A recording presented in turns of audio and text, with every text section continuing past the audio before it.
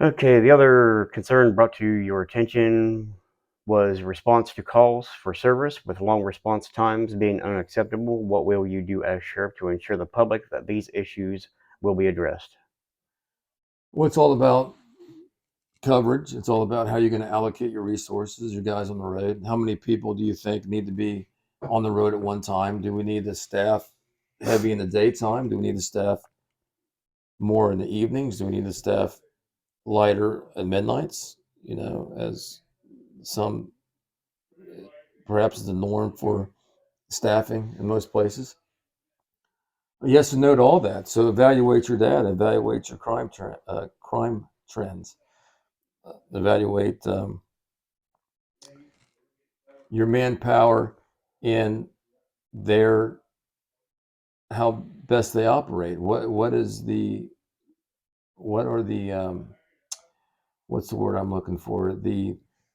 What do people thrive at? What are their things that they do best at?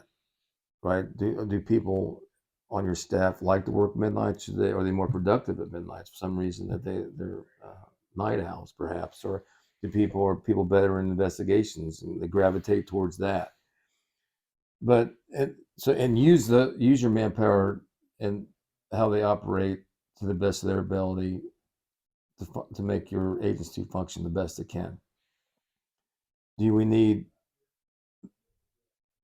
as you look at the calls for service and the importance or the risk, assess the risk of each call. Mm-hmm. So if you have a gun run or you have an active domestic violence run, are we wanting to send one deputy there?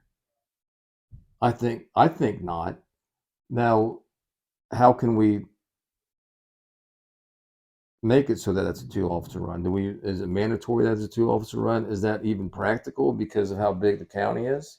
If you got one guy at Corning and one guy up in Thornville? Yeah, that could Okay. be an issue. Mm-hmm. So, but how do you fix that issue? You know, do we divide the county up into different zones perhaps so that each deputy is responsible for a certain part of the county and then you can always pull from that? Do we operate maybe on a two-man car? How many supervisors do you put out?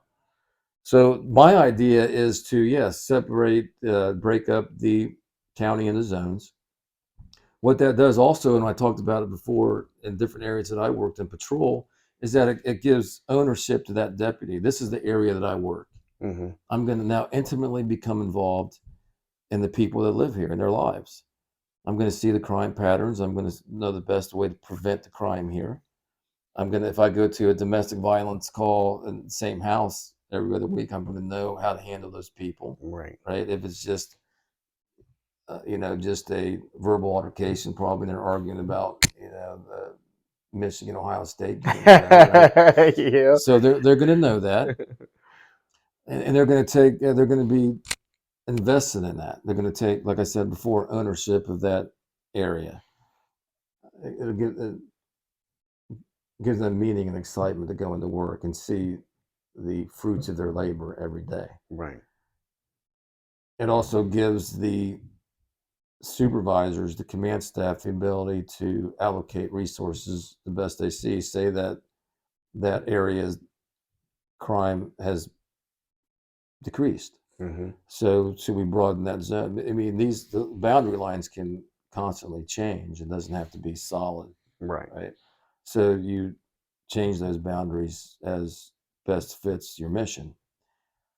The responsibility then would be on the supervisors. You want strong supervisors, first line supervisors in patrol. They're going to evaluate the crime trends. They're going to manipulate the data to be able to, uh, like I said before, best serve whatever the mission would be, and that is crime prevention Mm-hmm.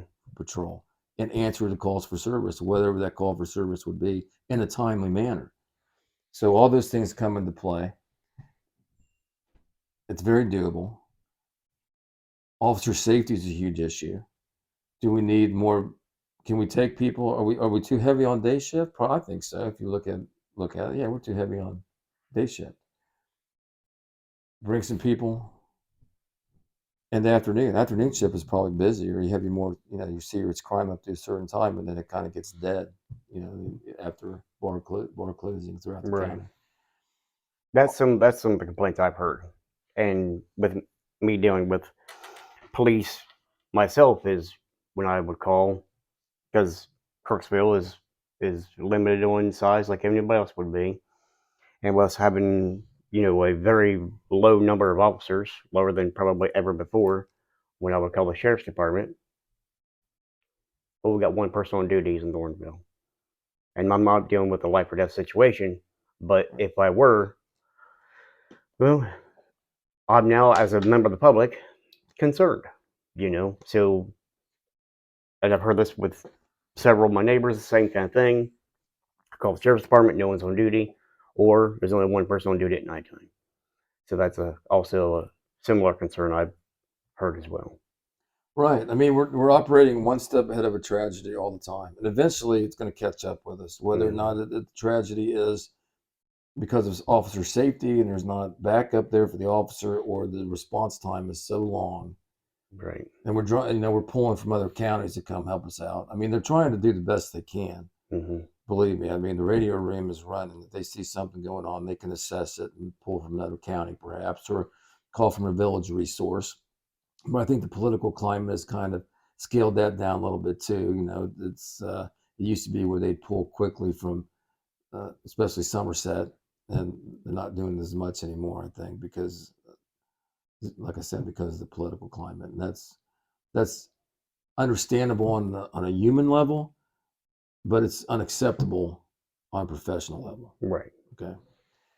Now, the officer safety aspect of it is a big concern, and so we need more people on the street for 2 officer runs. And if we can do, like I said on my website, we'll have, and that's fluid as well. We can change that. And as I talk to more people around the county, I see that maybe there's more desire to have more people on the street, even more so than investigating cold cases, which is a big concern of mine. Right.